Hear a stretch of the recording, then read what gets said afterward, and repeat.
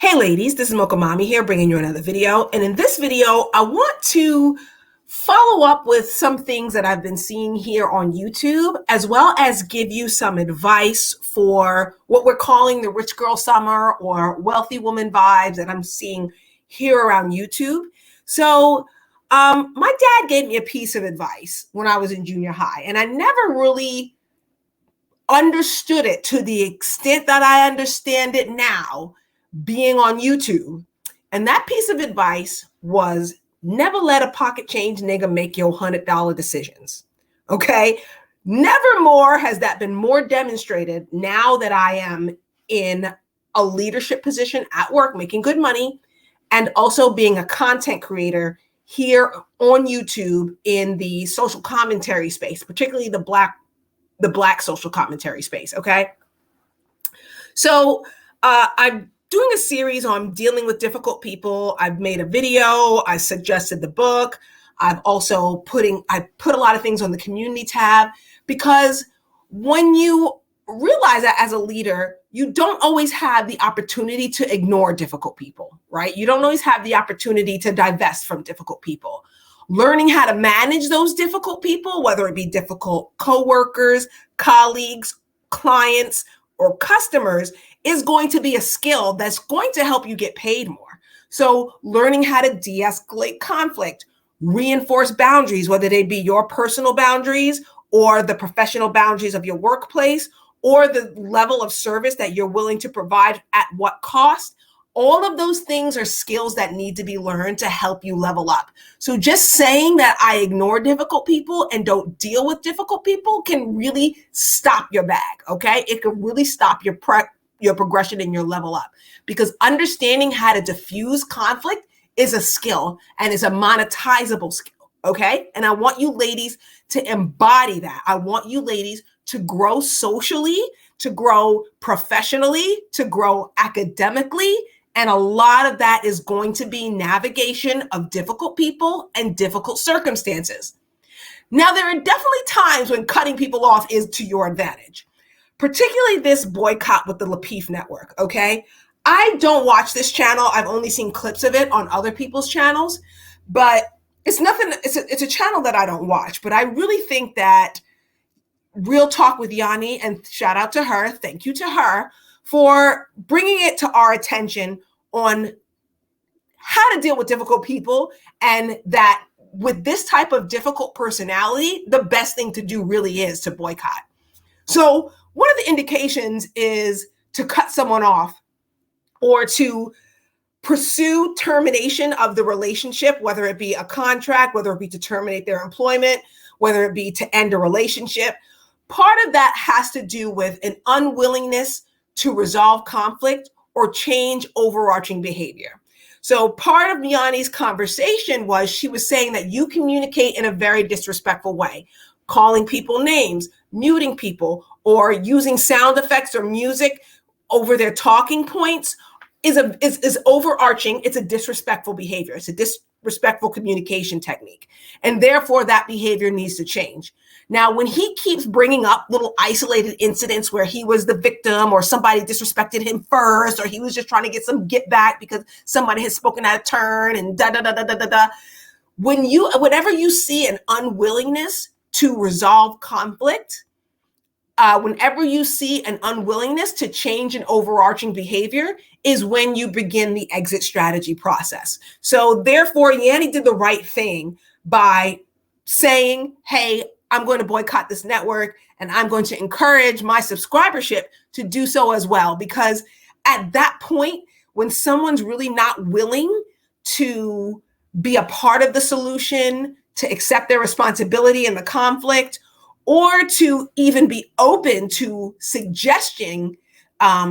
being open to the suggestions that leadership, collaborators, co-workers, colleagues, customers make, like if you're not responsive to that feedback, then therefore you don't deserve to have that interaction. And therefore the process to terminate that person, to terminate that relationship, to terminate that contract, all of that stuff now has to be, those wheels need to be set in motion, because clearly there's no turning back.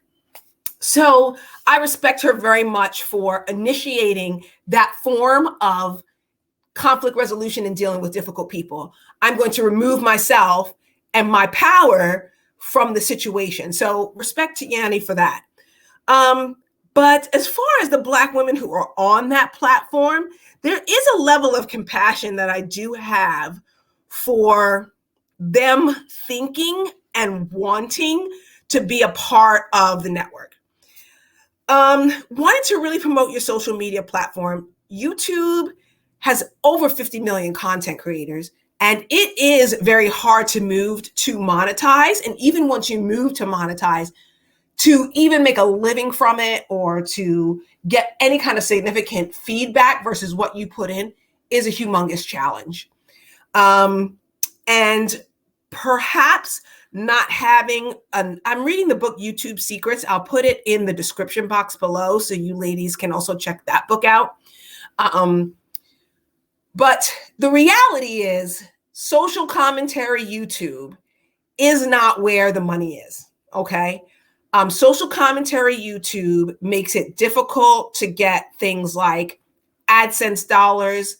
It's a little bit more challenging to get sponsorships or viewerships, simply because you have to have a niche audience that's very familiar with the topic, as opposed to something that, I don't know. And also too, the content is not evergreen, so people can't go back and watch videos if you're talking about a current event. So it makes it really difficult and challenging versus also too, often there's no growth or progression. Like a family channel shows growth or progression. They'll show a kid being born to their first day of school, and document that, and people feel emotionally invested, right? But again, social commentary YouTube is not one of the more successful, high-end paying parts of it. Now, we definitely do see that there's a particular demographic in social commentary YouTube that seems to be making some good money, that capitalizing on that underemployed male viewership, because we know that the underemployed male viewer uses a lot of screen time. And that screen time is not often spent on things like cable TV or movies, right? Some of the more higher costing streaming services. It's spent on social media. So capitalizing on that audience definitely can pay off for quick short-term growth. But understand that AdSense doesn't prioritize those viewers simply because they don't translate into sales. So no matter what ads are being pushed, very rarely does it transfer into sales. So those guys usually have to find another way to monetize from that audience. This is where you see like the digital courses come in, or them possibly trying to sell bootleg crypto, because those things are hard to monetize. Social commentary is hard to monetize. This is kind of why I started venturing out into other aspects of YouTube, one of them being sportscasting YouTube. And particularly the market that was most in need was for Major League Baseball's National League Central, okay?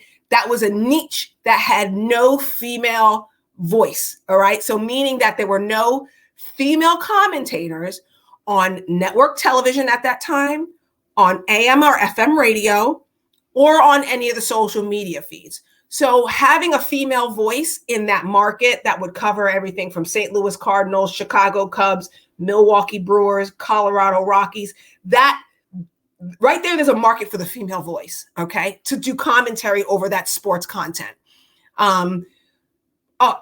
So that content right now is monetizable. Now, it wasn't monetizable for me because the amount of time that I would have to put in, even with a production company that would guarantee you a paycheck, that would definitely, chop and screw and edit for you and push your content forward in the algorithms that knew how to create thumbnails and knew how to create the right titles. Even with access to that, the amount of time that it would take versus how valuable my time is, as far as my time at work, right? Having a full-time job, how much I'm compensated hourly versus how many hours I would have to invest in that.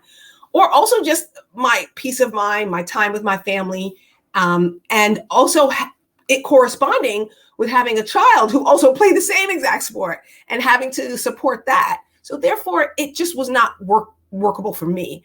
Content Creator Computer and Coin talked about the same exact thing. Her being a professional with a growing business and growing consulting firm, it wouldn't have been as lucrative for her to create content for the NHL team in her area. And I will link this live discussion where she talked about that in the description box below if you want to follow up with that.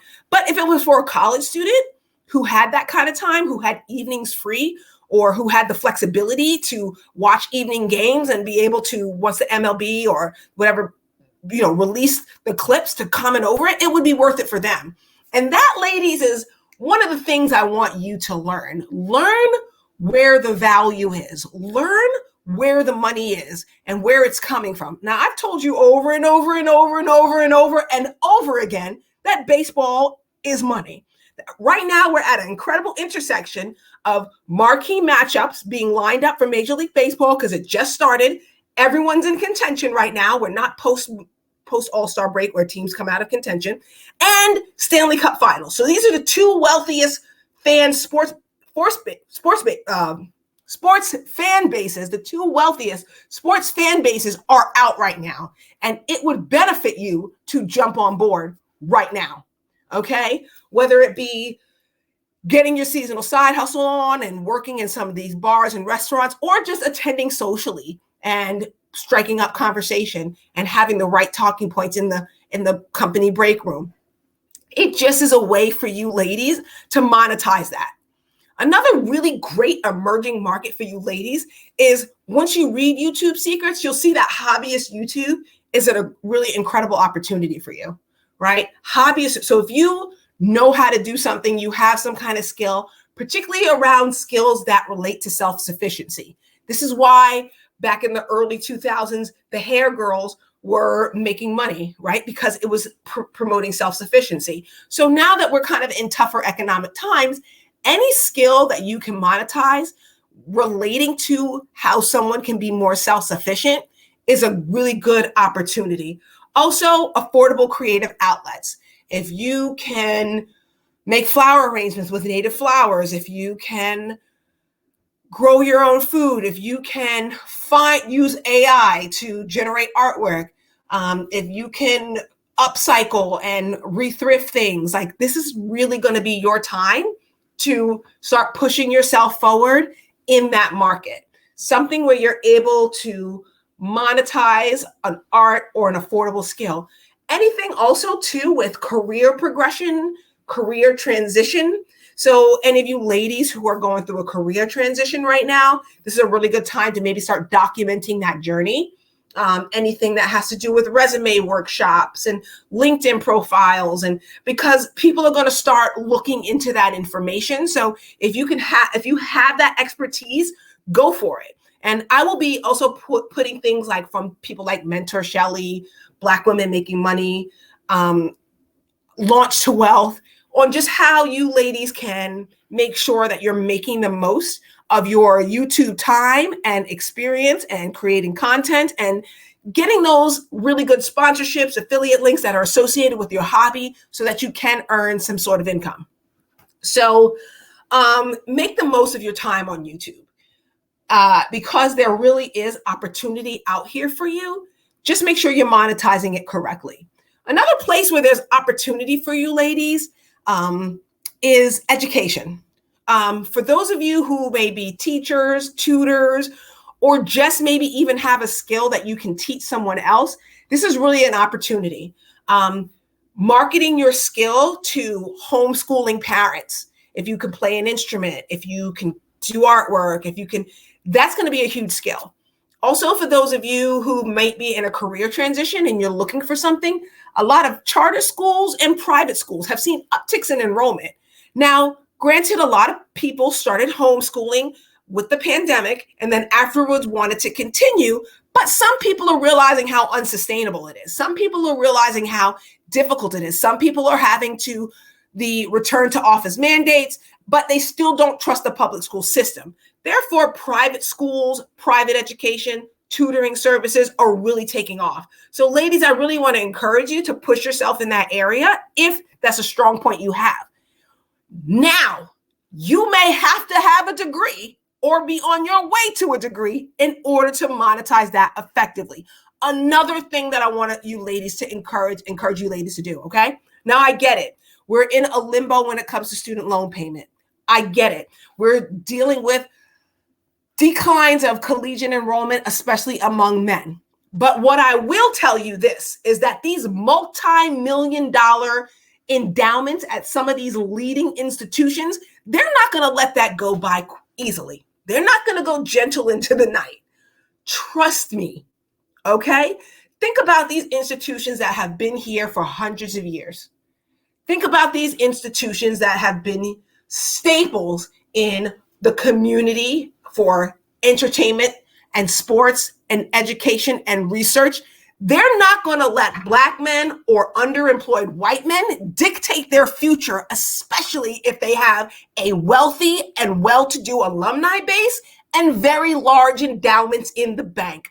Trust me, they will not hurt as bad as you will hurt if you don't have the right skills to propel you forward into the future. I get that student loans suck, okay?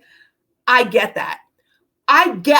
But there are ways to pay them off. There are scholarship opportunities available. And if you ladies can come up with something in the description box, in the comment section about ways that ladies can fund their education. The military funded mine. So if there are ways you can get your education funded, that's a lot better than somebody who has none at all. Because trust me, these tech layoff people are in a much better position than the people who got laid off from Amazon who are unskilled. Guaranteed. Now, my husband's industry was not affected by the layoffs, but one thing they have done is ramped up recruiting because they know that Google and Twitter and laying off all of those people may have put some more talented people in the market. Young startups are also doing the same thing. Also, areas that have not had technological advances that are looking to invest in their technology are also ramping up hiring. Things like municipal governments, things like the energy sector, and the education sector, and of course the financial sector, because from what I understand, there are more cybersecurity professionals on Wall Street than there are in Silicon Valley, from what I understand. So again, you may want to, even if you have a tech background or are pursuing a tech background, it may be worth it for you to look in other industries. Oh yes, defense contracting, that's another one. You know, there's international conflicts around the world, and the U.S. may be involved in one of them eventually, not just Russia. So again, defense contracting, Northrop Grumman is going to need a lot more people in IT as well. So you're in a much better position, right, as an IT professional than somebody who is unskilled and is being laid off as a warehouse worker, because guess what? Those jobs are going to be automated. It's only a matter of time before they start investing in robots to do that job, and then you're out of luck completely. You have an outdated skill set. I think there are robotic forklifts I saw in some of the big wholesale stores already. So again, not really needing those jobs. Now, although that technology isn't coming on as fast as we'd like it to, so there's still opportunities for truck drivers and forklift operators and warehouse workers in some parts of the country, but you really want to be getting your degree, certification, whatever. And so let's say you do liberal arts. Now, let's say you started liberal arts and you dropped out. Let's say that you did something in the social sciences and you realize that it's not as lucrative as you need it to be. This is kind of where you're going to have to seek out that mentorship. This is where you're going to have to seek out those internships and externships. Even if you're working full time, you're going to have to go to career services and figure out how to market that degree. You're going to have to do that. And I suggest you not just learn online. I suggest something hybrid or in person, because again, like I said, these multi-million-dollar endowment institutions are not going to go quietly just because Black men and underemployed white men says that they're useless. That is not what's going to happen. Okay. They're going to come up with some kind of alternative. One way is the international student. Okay, this recession is global. Globally, there are problems with banking and recession and the economy. And many of those people who are middle class, upper middle class, wealthy, one of the easiest visas for them to get is a student visa.